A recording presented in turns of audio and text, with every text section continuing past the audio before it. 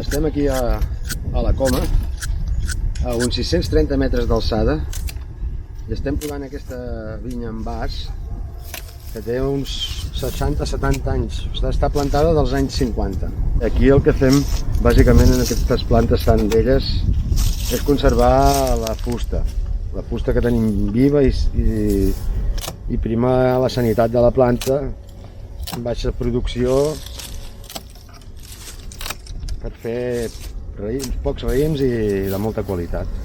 D'aquesta vinya és una varietat montònega, i d'aquesta montònega en traiem el clàssic Elisenda.